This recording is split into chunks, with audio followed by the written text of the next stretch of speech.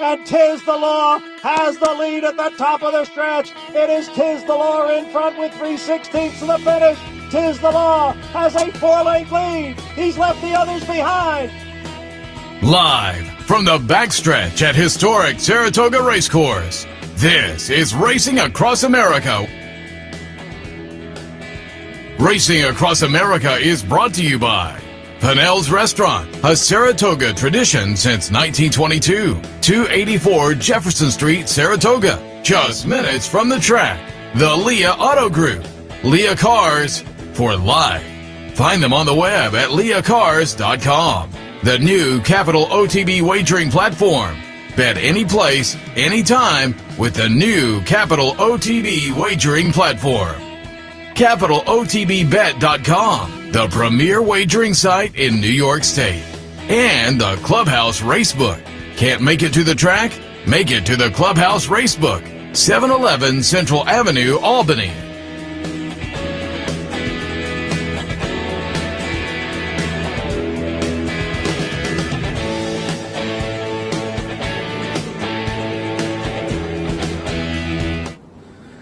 Good morning and welcome to Thursday edition of Racing Across America. Brian and Anthony right back with you after a handicapper's report, and this is the bettors version of Racing Across America. Before we get going too much, I got to give hi to my niece Fiona, who came in. My sister and brother-in-law and Fiona came in from Denver. Came in hot last night, about 12:30, and so when you come in from Denver at 12:30, you get to turn off the lights at the airport. You don't go to sleep at 12:30 when you came in from Denver at 12:30. So it was a late night for me and an early morning, but good to see them, and they're watching. So how long has your sister been out in Denver? I think it's been 10 or 12 years now. Oh. So cool city out there. I've had a lot of fun. So it's also the 55th anniversary of Revolver. So might obviously be a trivia question. The greatest album ever, most significant album ever. Go listen to it. Like literally, go right now. I'll let you go off the set if you want, if you haven't heard it. My sister's on all right. The vinyl version. So we got through a good handicappers report. 10 on tap today. The featured Birdstone, and as you know, in this space, Anthony and I on Thursdays, some triples, some race replays, some pick 5 talk. We're going to get to all of it. Also, at the end, we've been showing some of these great pieces that Seth and Mick and Brian have taped throughout the course of the meet, and today is a really cool one. I alluded to the new and improved state-of-the-art Hall of Fame. Okay. And I went, I guess it's been about 2 weeks ago now, and Brian Bouye and the group and the staff over there, if you have not gone to the completely renovated, redesigned, state-of-the-art, digital, touch screen, all of that Hall of Fame, just go do it ASAP. It's open every day. What they did over there is phenomenal. It's revolutionary. They completely redesigned it. And Seth and the group went over and yesterday, I believe. So great job by Mick and Brian turning this thing around. Seth and those guys went over and taped a piece over there and got some footage. They have an awesome 15-minute intro video. I don't want to give it away. Just make sure you watch it at the end today because, like I said, I was blown away when I went over there and checked out the Hall of Fame. And I knew last year Brian had sent some press releases out and things like that. Brian Bouye does a great job over there. And so we're renovating and it's open to the media. And I didn't get over there, so I didn't know what to expect. Man, I went over there and I was like, wow. So they did a great job. Do I know when you're getting old? Well, this is the second renovation of the Hall of Fame I can remember. Well, you said you haven't been there in 30 years, right? Yes. Yes. Two things. Not that matters. One thing that they used to do that was great that they should resume doing was in the morning. You used to, and I'm sure it's to some degree the same. You came over, you had breakfast, you had to leave the track. Breakfast ended and the track didn't reopen until those days 11:30. Well, isn't that how it is now? I'm sure it is. That's what I'm saying. So the clocks have changed, but I'm guessing now you have to probably leave the grounds by 10 for breakfast people, and Yeah. then you come back at 11. Well, in the old days, at about 10:30 in the morning at the Hall of Fame, they would have a program on a great horse. That's pretty And cool. when you came to the track, say on Wednesday, at about the 5th race, it would say, tomorrow at the Hall of Fame, Dr. Fager. Oh, that's pretty neat. It was beyond great. And now it's, I presume, easier in the production world. Sure. My point is, the Hall of Fame and horse racing at Saratoga promoted the sport at the highest level, and I always thought that was great. I always thought that people in this type of position, older people like me, you talk about Ruffian, and I go to bring young Anthony over there, and I can't see all of her great races. It always struck me as, how did we get here? But the fact that they couldn't put somebody with a great narration, Tom Durkin or anybody, and do these 40-minute clips. And I mean, forget the top 100 thoroughbreds.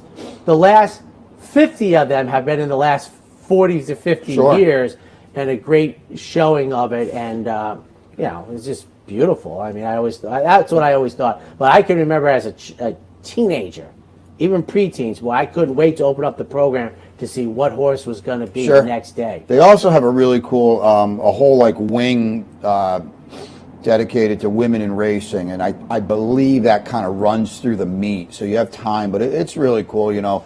We think of obviously Maggie Wolfendale that's here, and Gabby Audette, Kate and Bradar, but a lot of the Charlie Canty, who really kind of started that ball rolling, and but they also have prominent owners and jockeys obviously and things like that. So check that out, and we're going to show that at the end here. Seth and the guys did a great job with that, but we kick it off here. Hold on. You will not feel old, because I don't think this will resonate to you in the here and the then. But today is the 25th anniversary of Woody Stevens' last win at Saratoga. Really? So that would be 5 years 1996? ago. Yes. See, I feel like I would remember that. And I don't remember seeing him. He was in the program, and I was full degenerate by that point. But here's a couple things. The Woodman last grade one, this was the 88 Travers with 49er. Okay. His last graded stakes victory, I believe, was Yonder, winning the 89 Remsen. So Woody really was, quieting down, ratcheting down the career. But 25 years ago, I think Robbie Davis was aboard, but 25 years ago, and my point being, for somebody, if you're in your late 50s or something, Woody Stevens was, the 70s, and then obviously the 80s, and he got on the roll in the Belmont and 49er, etc. And I also should know, I know I said, 49ers last grade one, but all of us recognize, talking about the Graded Stakes Committee, that 49er later in the year won the inaugural running of the Naira Mile, which was ungraded, but was clearly a grade one race. That was during the jockey strike, and I think Willie Fox might have ridden 49er to victory. It was at Aqueduct, he beat Mossoff and Precisionist. But 25 years ago today, Woody Stevens' last victory at the track. No one is going to mistake Queen Tiga for 49er. They're not going to mistake her for too many. That you're going to, a New York state-bred maiden claimer 25, usually. If she pays $14 today, she'll pay a lot more than 49er ever did in the prominence of his career. $16, $18 maybe. So you've got 3 replays queued up here. She's the first. Now this is race 2, second race of the early pick 5. First race to kick off the early pick 4. Heavy favorite on the morning line with Danny Deepcuts, who we both were dead set against on the handicappers report. We're going to cue, no pun intended, we're going to cue up Queen Tiga here. And we're looking at the race 2 back. 2 back. At Belmont. This is number 9 in the turquoise silk. Now, first thing I want to let you know is there's not anything to see in the way of trouble. This isn't like a trouble line, but this is a 50-1 shot. Which is okay, right. And that's you're going to be looking at. So there I am in the turquoise on the outside. And not every race replay has to be a bad trip, and I think that's good to note too. It's what you're basically seeing is so I'm coming off just a freshening. I would say that 3 months and a week is probably a freshening. We've had discussions about this a lot. So now I'm 50 to 1. Obviously, you can see the 9. I'm on the outside, 3 wide. Like I said, this isn't about trouble. This is just about the overall effort. Moving on the turn like she's 5 to 1, not 52 to 1. And what you're supposed to expect here, Brian, I say this often when you're watching races, not that you have to guess and get it right, but you have to be thinking, well, this has to be the best part of the race for the horse. The horse gave me a little something. And this race fell apart a little bit. Yeah, so you're like, okay. And now I'm working hard to think, well, this can't end. The last 3/16 of a mile can't be that great, but you'd be mistaken. And as I said, she's going to make the front, and I don't think this is lead caught. That's fine. I'm not here to pick apart that. But it's not, it's different though. She's still running. She just gets outrun. See, I would have said instead of lead caught, I would have just said outrun, because lead caught to me makes it sound like, and not that this really matters to people, her run out is strong too. It's not like, oh my goodness, that's all I got in the tank. Forget that. She gave and gave and gave. She moved on the turn. Many horses at Belmont move well on the turn. It's not as big an athletic move as it can be at other racetracks. I should have said this. The balcony move. I love horses who, and it's less important at Belmont because it's more successful at Belmont, so it indicates to me it's not as difficult in achievement. But a lot of places, Saratoga including, I love horses that can athletically move into contention onto the turn. You think about Victory Gallop and his Whitney 20 some odd years ago, but Queen Tika to me in that performance, and I can't tell you why after that race they went to a 6 furlong turn speed. That doesn't matter to me. This was a race that I don't like the favorite, who's a big favorite, and I saw a horse at 50 to 1 who's 8 to 1 on the morning line give me all I could want today. I'm just saying, she repeats that performance, I'm happy to take my chances against the 7 to 5 shot. Absolutely. I mean, to me, I like so many things about it. Sharp, moved on the turn, never stopped running. I think just got outrun to the line, kept running to the line. And as I said, I know run out is not a big thing most times, the vast majority of times, but she wasn't spent at the end of it. And quite frankly, I think to see another run here, as you said, she's not 5 to 2. She's 8 to 1. There are naturally questions. And she'll get hidden off that muddled turf race as and well. The other thing also is, and I've said this before, you mentioned earlier on Handicappers Report, Jeremiah Engelhardt right next door has a first-time starter. And I've said how these horses who are the most veteran in these maiden claiming races often get overlooked because you're like, well, how long are you getting stuck in the condition? Right. So I'm going to get all my price. And I liked her effort 2 races back. The last race is almost immaterial to me. Oh, I agree with that. And I'm like, I'm happy to go forward. I have a firster who's 5 to 2, and I have a second-time starter who earned a fig 2 points higher than my horse earned a buyer in that race at 7 to 5. That's how I want to play the game. I mean, that's how I want to play the game. And we're going to go through the replays first, and then we'll get to the tickets. So the second one, that was Queen Tika for me. The second one, that was short on the dirt. We go long now on the turf, kind of long, a 2-turn race. This is race 4 today, but we're going to bring up a replay of number 4 today, Montatham, 12 to 1 on the morning line. This is the June 20th race. He is down inside at Belmont, the 1 horse. Let's check that one out. Which will be easy to follow from the rail. Now, this was the second start off of a 14-month layoff, and the first start was pretty good. I mean, pretty good. Sure. So now I actually break well. The 2 lost the break. You see the rails are up, and this is John Velasquez, who's scheduled to have the mount again. To me, right there, those are the subtle things in racing, Brian. He lost position. You can see it right there. Just snookered a little bit. So what does that mean? Got to use some energy. Now, the one thing I thought was good was he got off the rail with that, but he had to use energy to get the position that he probably wanted to fall into. All along. And now he obviously isn't getting the 6 to run forward, and that's got to be Gallagher studs with those silks to move on, because he doesn't want to be on the pace. He wants that target to shoot at. He probably wants him to go faster, but he's lost position, used some energy early. Second race off of a layoff where I always expect, I expect the majority of the time to see a little bit of muscle regression, but that's not the case here.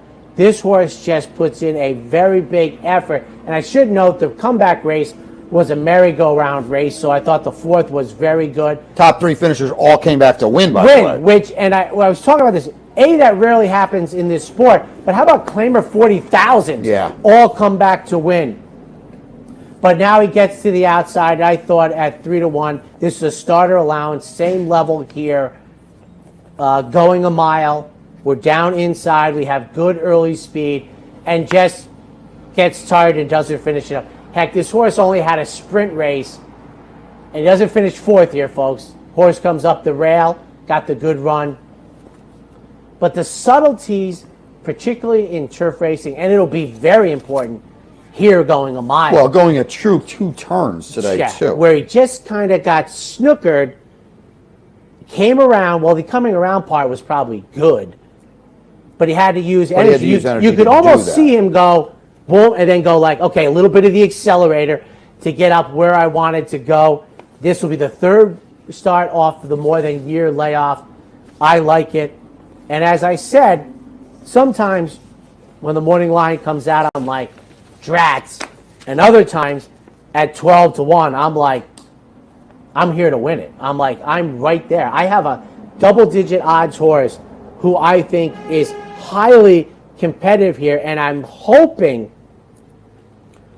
with the 2 inside horses, he's going to get a chance to relax on the backside and sit. Certainly bar 14 will be in front. Yes, like the kind of in front that the Gallagher stud horse wasn't, where it'd be like, okay, I can relax my horse. I can't catch the leader. Right. I'm good. He was having to restrain him the last time to not get up on the lead too early. So I'm getting a race scenario that I think is going to be very comfortable. All right, we'll take a look at one more. One more. It's the finale. Today. We're going to look at Mondoose, who's the 3, but on the rail today. But we're going to look at Belmont's 6:10 race, the 10th race, the last race for Mondoose on your PPs. Right. When she was beating a nose. Let's take a look at that one. First time stretching out that day. Now, here's the thing for me that rarely happens, or when I handicap, I think is really going to happen. I'm almost hoping for something similar in here, and we are, let's see, where am I here? She's the 3, I believe. Right? She is the, I think, 4 in this race. The race we're looking at, she's the down 4 inside. You're right. on the front on. Yep. Well, as I looked over this race, and maybe you don't agree, Brian, but where's the speed in this race? And she's being nagged by a 73-1 right now on the engine. I looked at this race and I was like, because this, I think this could happen. Yeah. What you're seeing unfold here in even a more attractive way, in that I don't get a 70-1 shot push me along. I didn't see much early get up at all. She is the controlling speed here.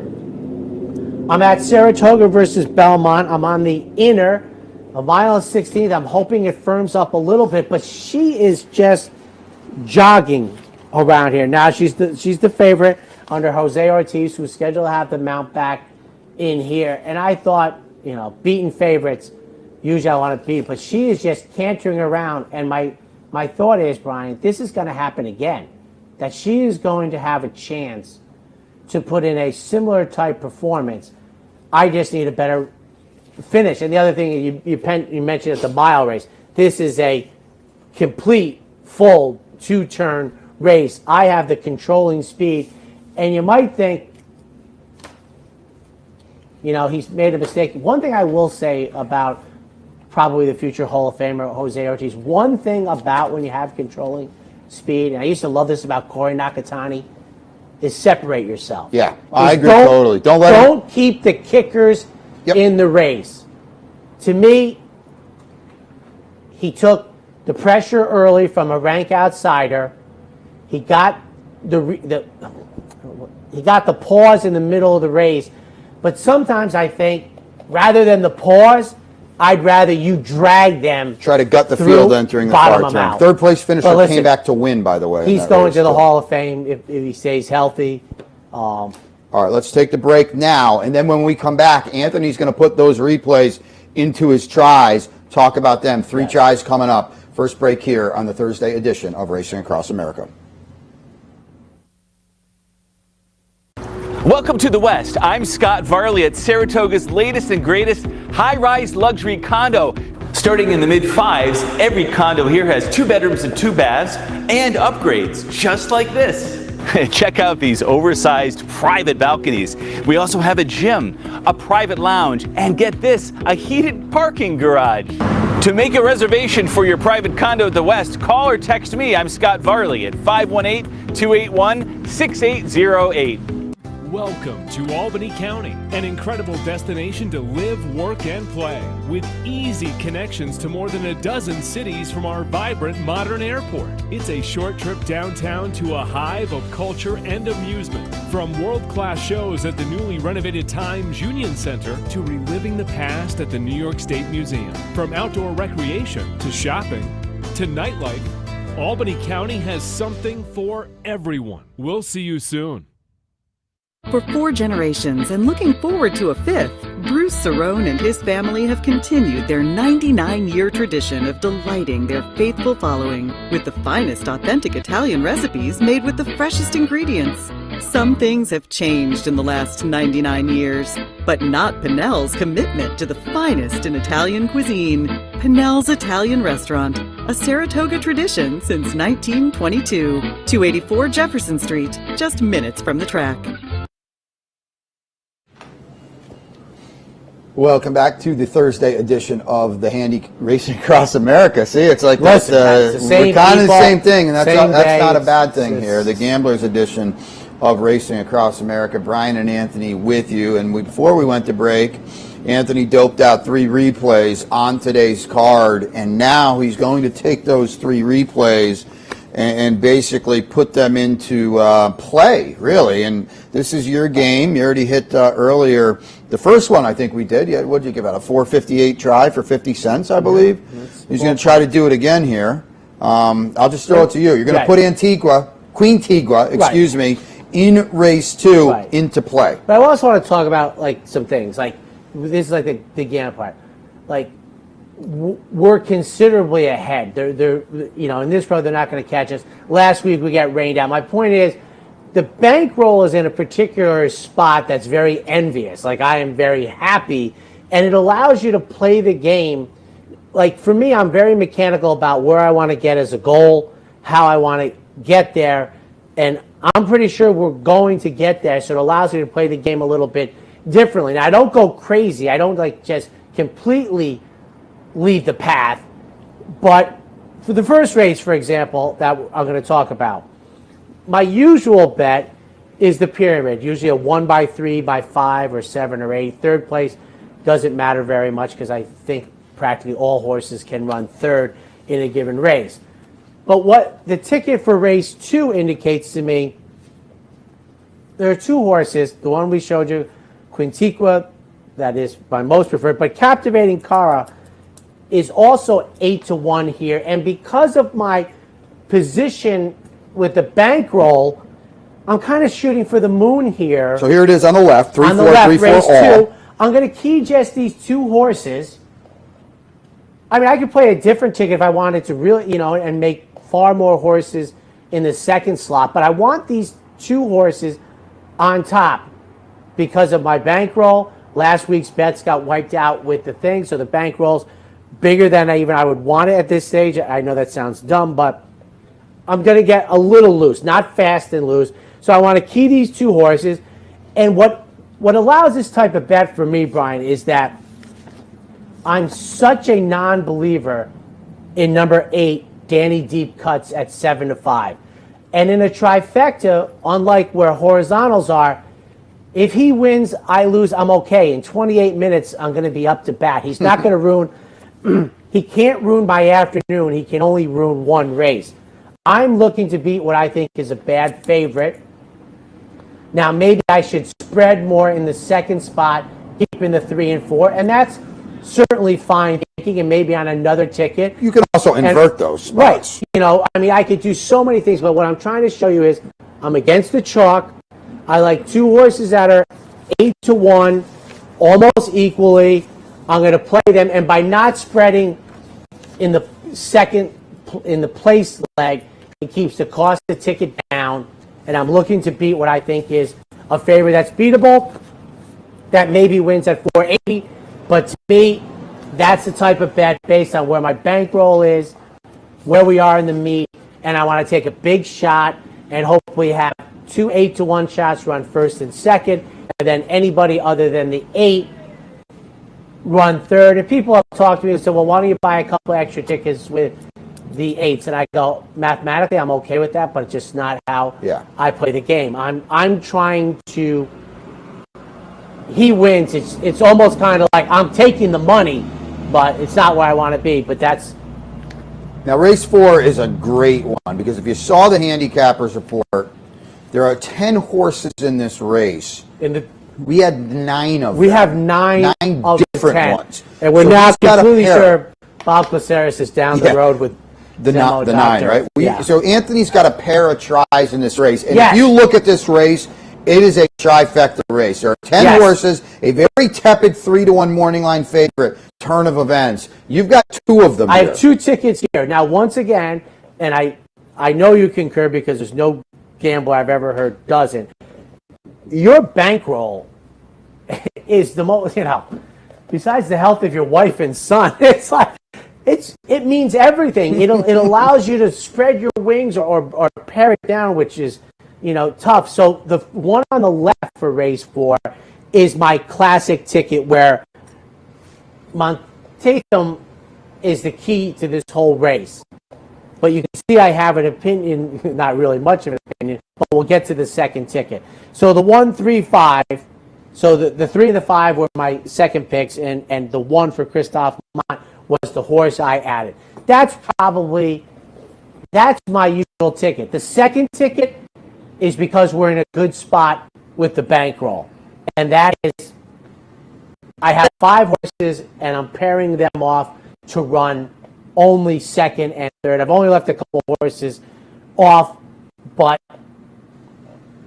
I want to take another shot. As I looked at this race, it was wide open. I had no idea who my friend and partner had chosen, but that's where I wanted to be. That second ticket is purely a function of a healthy bankroll and trying to grab this meat by the throat. I have it by the tail, but I'm trying to reach out and grab it by the throat, and that's what the second ticket And that's when you're supposed to do it. When your bankroll is healthy and you can take your shots. You don't want to be chasing and taking your shots.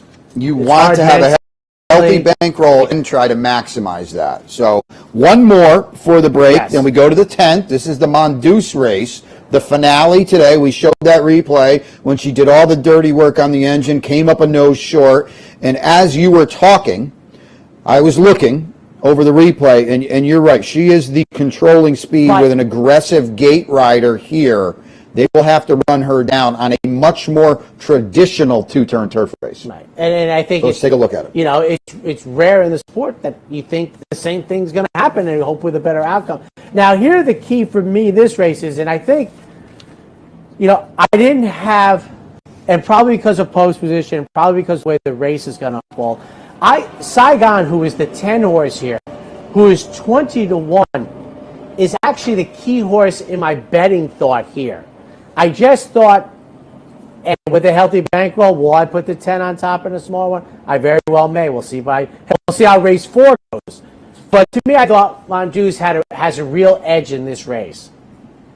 And it should be pointed out that 2 and the 10 are right next door to each other on the outside. But the good thing is, I see this is come out of the same race too. By the way, they're going to get the position, a better position. They're not going to be 5 wide on the first turn because they don't need to be, because they don't have the early speed. There's not much speed here. So I'm thinking if they take back, it makes it easy for the 3.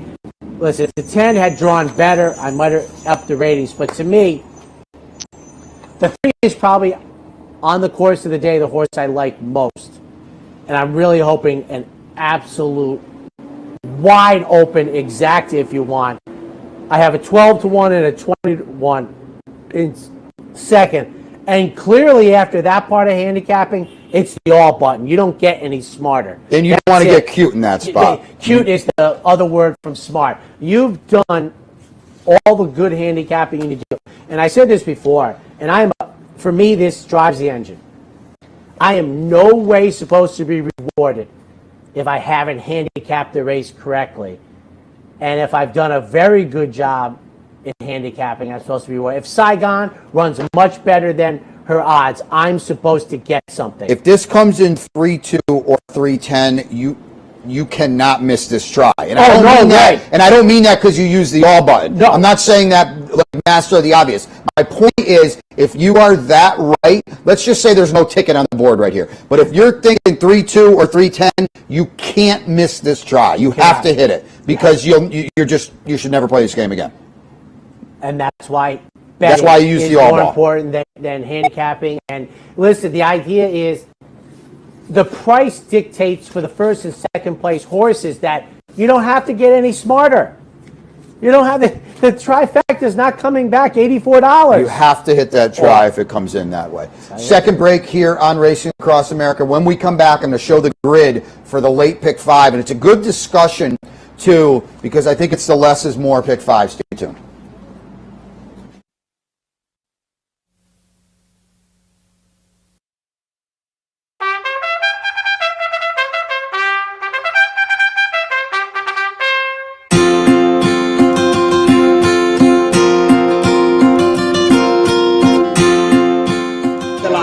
Set now for the juvenile fillies, to 14 of them across the track.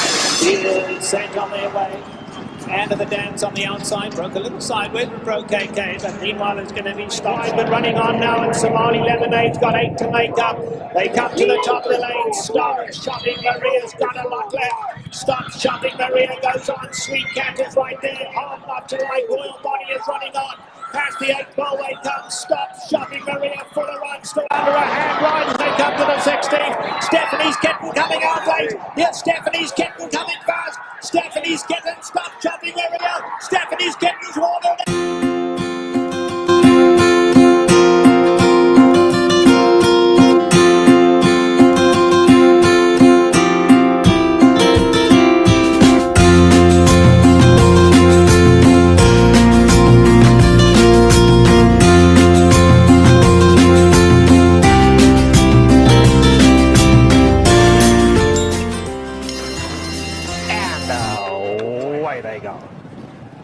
Watched her chances, broke smartly, but so did Terra from the Cape. On the inside, Sky Lantern, the Grey going well. If he can get through, Sky Lantern, the Grey looking for somewhere to run. Wide open. It's Terra from the Cape hanging on. Terra from the Cape tries to go all the way. On the outside now, here comes Flotilla in the light blue. Flotilla is absolutely flying. Watch the chances in there too. But Flotilla has gone right on by. And Flotilla is coming home to score. Flotilla has won it just about 2 in the end. It'll be Watch the Chances, Summer of Fun coming on to finish third.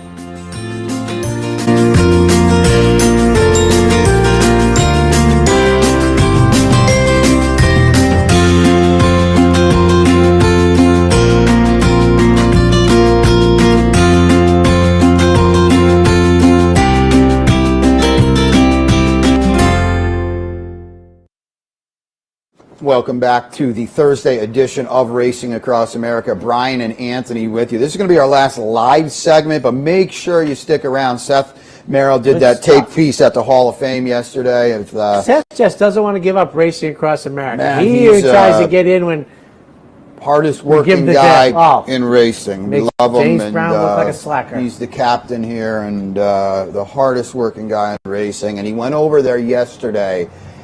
And I believe it's about 13 minutes, and they got some great footage.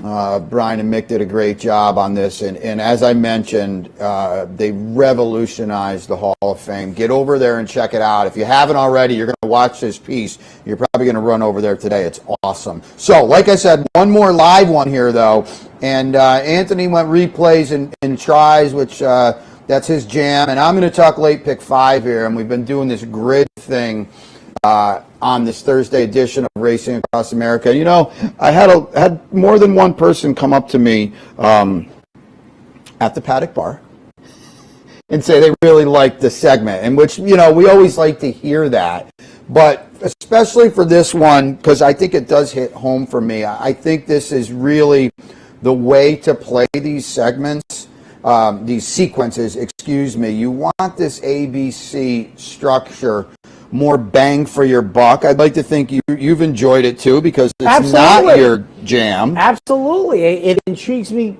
greatly. Yes. So this is a good one today too, because you and I, before the meet started, in our pre-production meeting that we had for this show, they're laughing in my ear on that. 700 miles apart.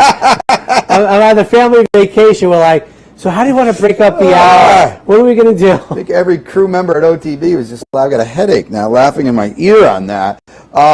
So we talked about this, and you know, you said, well, I want to hit this for 12 grand twice, not 520 times. And listen, that's fine, but there are days when you just have to take the 0-2 outside fastball and slap it to right field. And today, I think, is that day. The take what they give you, don't look for something that's not there. So, with that being said... You realize yesterday's late pick 5 was like, oh my glory. I go, that's it! And that's fine. Eureka! And it looked like that. Yes. But today, let's put the grid up, right? Let's see what and we take got a look at it, because I don't think we today did not talk about this before. is that day. And the other beauty about this sequence is it's got my other angle where I think we're going to have a 3 to 5 in leg 1. And as you can see here, and I didn't fabricate this for good TV. This is the grid today, okay? And as you can see, this is your old they're off, I lose angle. If the 5 does not win the opening leg of this late pick 5, they're off, I lose. Yes, you're at the pool. Okay, find me at the paddock bar. You have to buy me a beer, though, because I won't be able to pay for it. But it's that type of sequence. So then I go 4 by 3 by 2 by 4, and that's simple math. It's $48 for 50 cents, okay?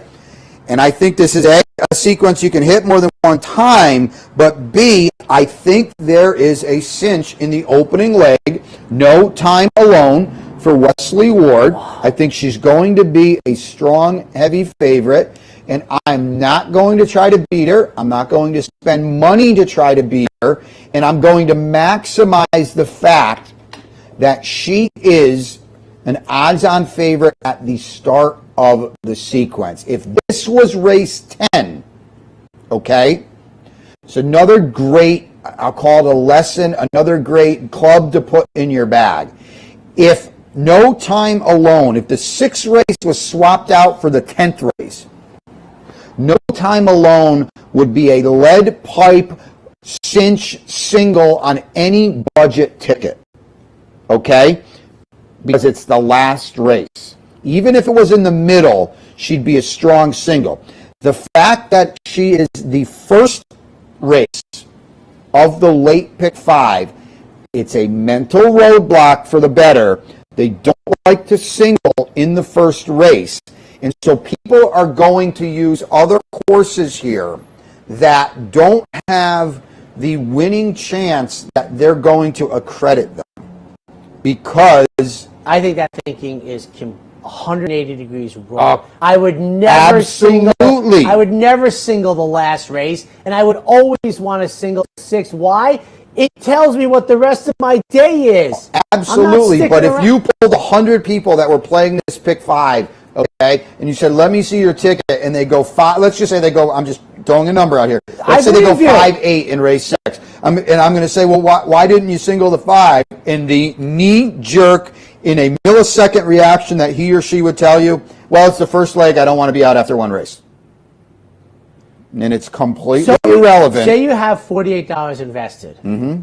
So you lose $48, and you take the angle where they're going to the reverse. They're going to single the last one. I'm not playing it the way apparently these 100 people would. But if I get to the last leg and I have 4 horses covered, right, and I know what the probable pays are, I have options. Yes, right. You can wheel off of that. These are options. Absolutely. People have. This is not the way to play it. Right. So let's look at these other 4 races quickly. Wow. And like I said, the other thing is, I did not suss this out, but this is like, you could also do one of those Super A angles where your strongest opinion in 7, 8, and 10, if you really, really, really like someone, you could try to hit this 4 or 5 times on like a $8 base play. I've got 2, 7, 9, 10 in race 7. The logicals, there's some prices in there too, yes, but they obviously are the logicals. 1, 2, 5. Now, quick return in the 8th race, so I do have on top is 8-1 on the morning line. That could be the value one. The beauty of the Birdstone, okay, Lone Rock will probably be even money that David has him on the morning line. I do agree with that morning line. He will probably be a single on a lot of tickets, but I'm Dutching him and Moretti. I do think Moretti, your top pick, has a big chance today. And I think a lot of people will get skinny and single in the Birdstone. I want to use them both equally. To me, that would make, like, to me, if I thought I had 2 horses, and even money in 5-2, if I thought they were going to cover the race 80 to 90% of the time, I'm not getting cute there. No, that's why I did it that way, because I think you get added value. I'm not that smart. I think you get added value in this sequence by using Moretti, because Lone Rock will be a strong single on a lot of budget tickets. Again, because those budget tickets aren't going to single in the first leg. So they'll say, well, listen, yeah, maybe I should single the 5 in that first race, no time alone, but I've got this single in race 9 with Lone Rock, so I'll spread a little bit in the first leg. And I think that's wrong. And I think that's where we'll get more value with Moretti. You look at the finale, Mondoose, certainly who you have on top. It's one of my favorite horses. I like. wouldn't single Mondoose in the pick. I'd be 4 or 5 deep. And that's what I am. Race that I have one of my favorite horses on the card. But here's another one, too. I think the 4 horses I have. Yes. And don't forget now, Anthony showed the trifecta, too. This is another good, something to think about. Anthony showed the trifecta where he's got bombs of Memories Eternal and Saigon in second. That's fine. Hey, run second. I hope they do. That's immaterial. But that's not winning. Okay? No, and you have to differentiate between a pick 5, where, don't forget, obviously, I'm master of the obvious here, but don't overlook the fact that all we care about is winning. I don't care if Mondoose beats Saigon by a nose, by an impossible head bob. It doesn't matter. She won, Saigon lost. And in pick 5 purposes, that is all that matters. And here's a big thing I can point out just as less than a novice is, Moretti, I think, has a big chance to win the Birdstone. I don't think Saigon, who I picked for second, has a big chance to win that race, which is why I in that regard, I'd be with you.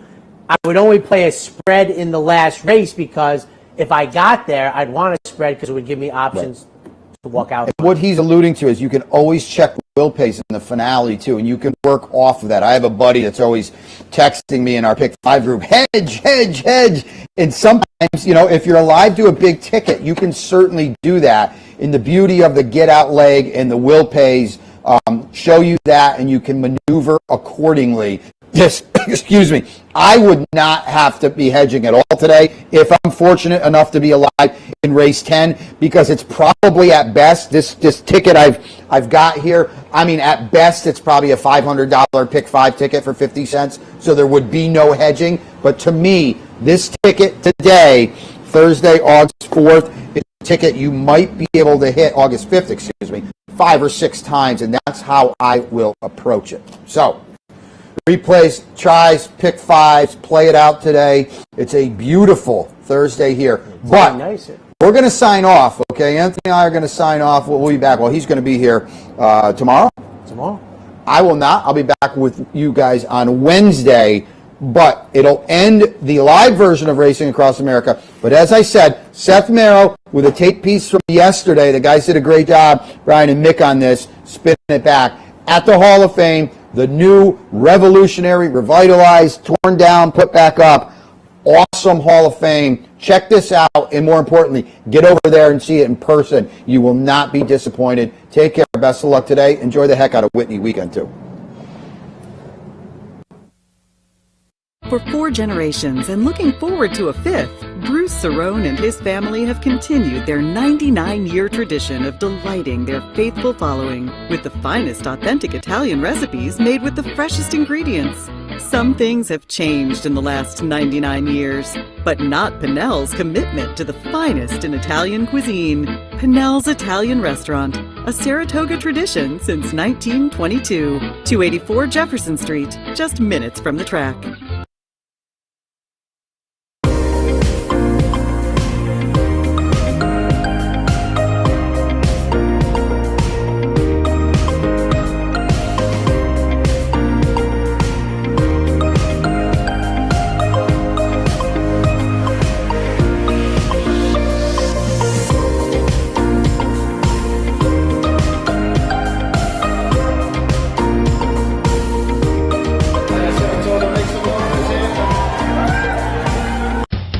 Best place to find your favorite teams, your favorite food, daily drink specials, and wagering on live horse racing? Legends Field Sports Bar, 711 Central Avenue, Albany. Get your game on day or night with 75 flat-screen TVs, tournament-style pool tables, a private banquet room, and live horse racing. So if someone asks you, where's the best sports bar in the capital region? Tell them Legends Field Sports Bar, inside the Clubhouse Racebook, 711 Central Avenue, Albany.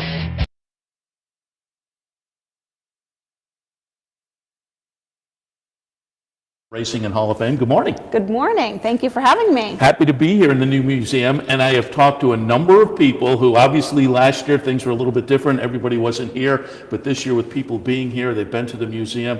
They are thrilled with the renovation and the brand new 21st century museum. We'll talk specifics in a moment, but just relate to that a little bit. Last year was very different. You were closed for much of the year for the renovation, but now things have started to reopen up. Has the museum seen a nice surge in attendance? It really has. And something neat is, as 2020 will go down in one of those crazy years of COVID, we opened on Kentucky Derby Day in 2020, which happened to be September 5th. So as ironic as it is, we were supposed to open on opening day of the Saratoga meet last year, but we wound up opening on Kentucky Derby Day. Very good. And, you know, it was closed obviously for much of that part of the year, and the idea was to get the renovations done and kind of bring the museum into the 21st century.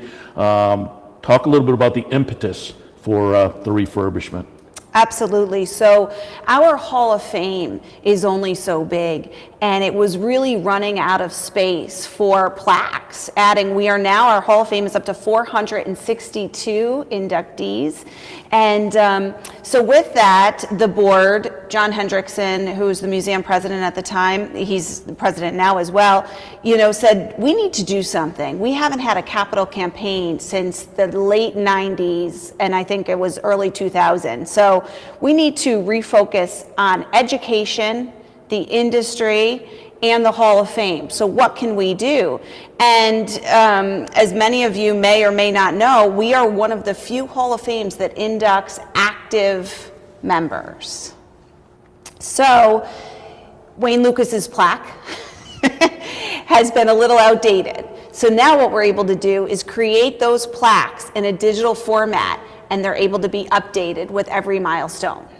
The Baseball Hall of Fame, for example, has the career stats, but the career's already over. You're right, for horse racing trainers who get inducted into their career and still have much of a career, the plaque would be, as you say, a little bit outdated, but now with the digital age, you can keep right up with the career. Exactly. Yeah, very good. And give us a little bit of with moving the museum into the 21st century, the refurbishment of the brand new museum, what are some of the new experiences people can take advantage of? Well, so we are open year-round, which is unbelievable, and it's great. We want to give people an experience and an education if they've never been to a racetrack. So we were able to redo the complete race day gallery. We have a paddock, a track, and a winner's circle. We feature racetrack surfaces and educate folks on that. We also have 15 active tracks throughout the United States that we talk about. We have memorabilia as well to show. And then we talk about 3 historic tracks, because history and horses is what we're all about. Absolutely, that's what Saratoga is all about. One of the favorite things now, favorite new things, is the movie. Talk a little bit about the new movie experience. It's pretty spectacular. This is the story of what it takes. The title is What It Takes, Journey to the Hall of Fame. And everyone who comes just has goosebumps. It's full of emotion. This industry is a family.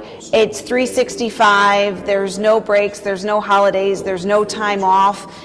And it really focuses not only around the equine athlete, but the trainers and the jockeys, the exercise riders, the grooms. There's so many individuals that it takes to get less than 1% to the Hall of Fame.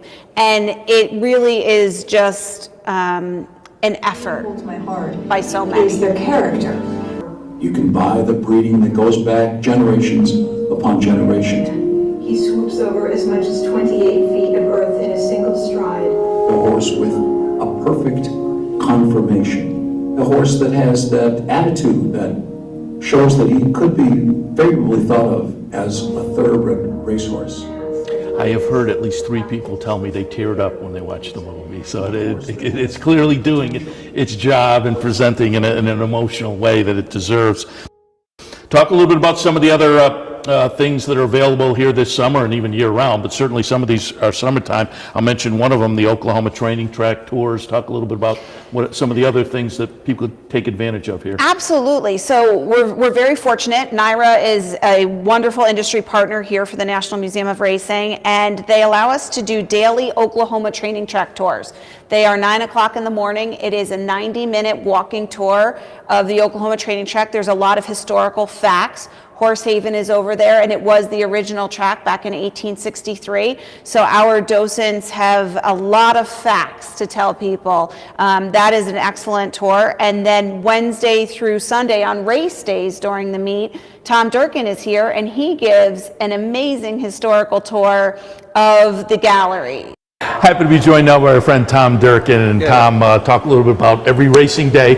Folks can come over and get a guided tour personally from you. Yeah, I'm an old storyteller from way back, and there's a lot to tell here at the museum.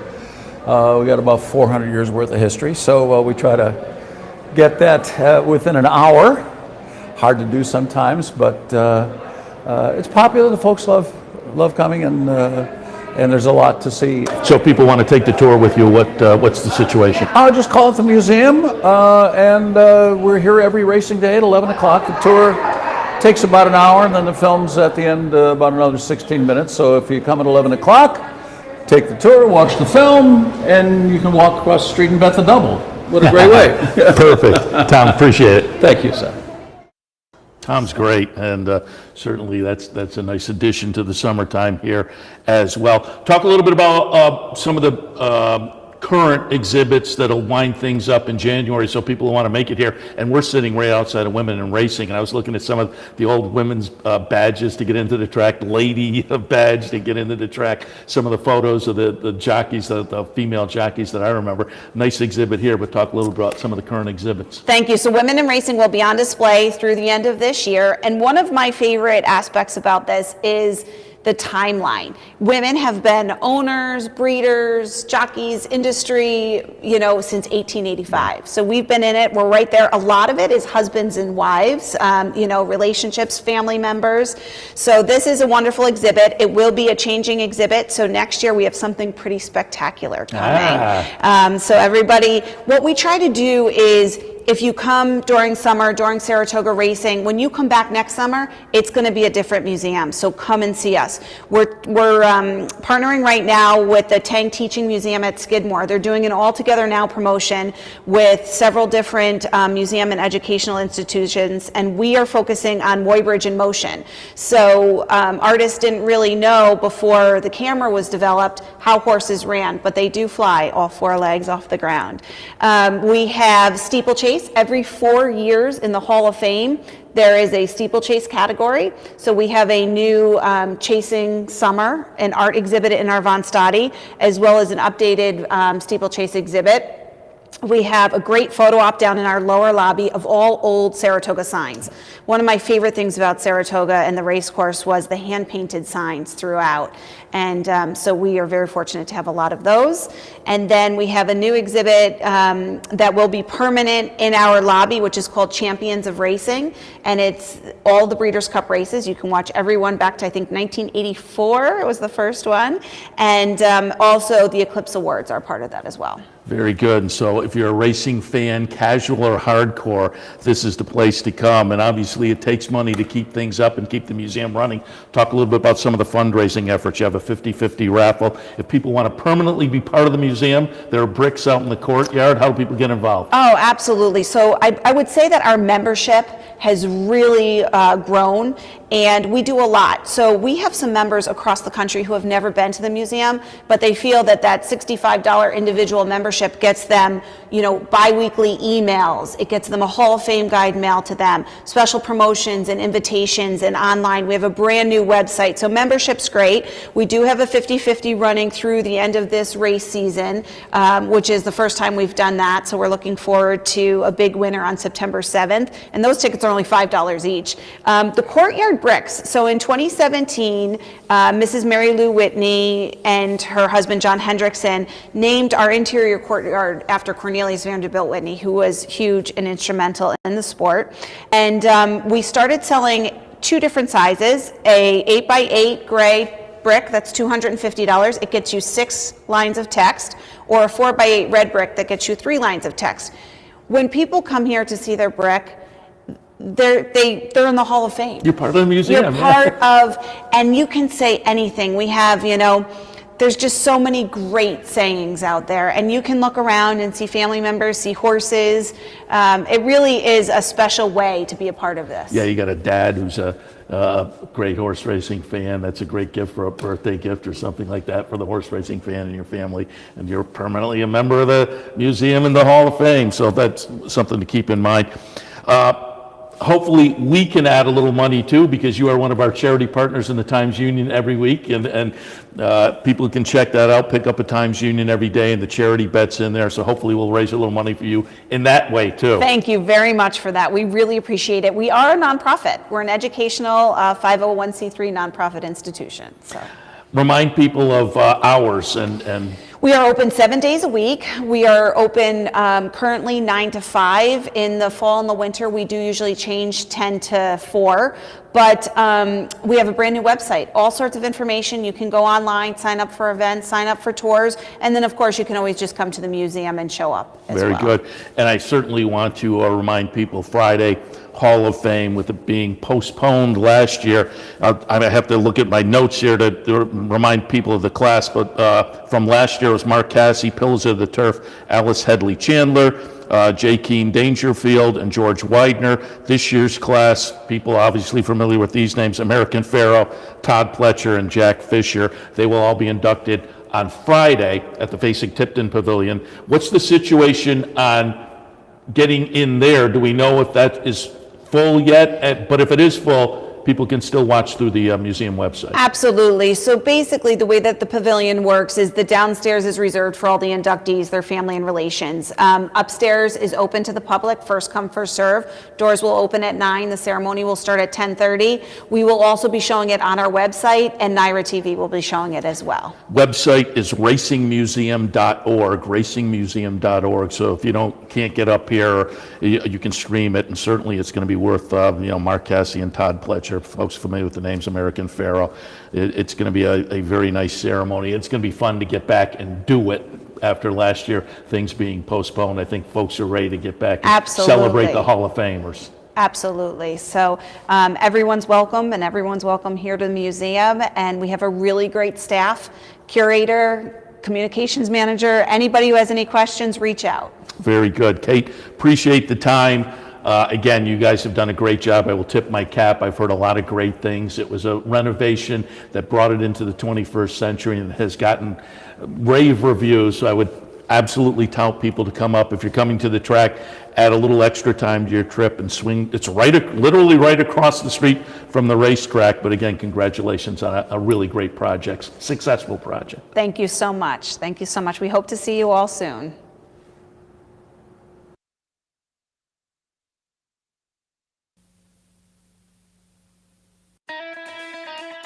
You've been watching Racing Across America. Racing Across America has been brought to you by. Racing Across America is brought to you by Pinnell's Restaurant, a Saratoga tradition since 1922. 284 Jefferson Street, Saratoga, just minutes from the track. The Leah Auto Group. Leah Cars for life. Find them on the web at leahcars.com. The new Capital OTB wagering platform. Bet any place, anytime with the new Capital OTB wagering platform. CapitalOTBBet.com, the premier wagering site in New York State. And the Clubhouse Racebook. Can't make it to the track? Make it to the Clubhouse Racebook. 711 Central Avenue, Albany.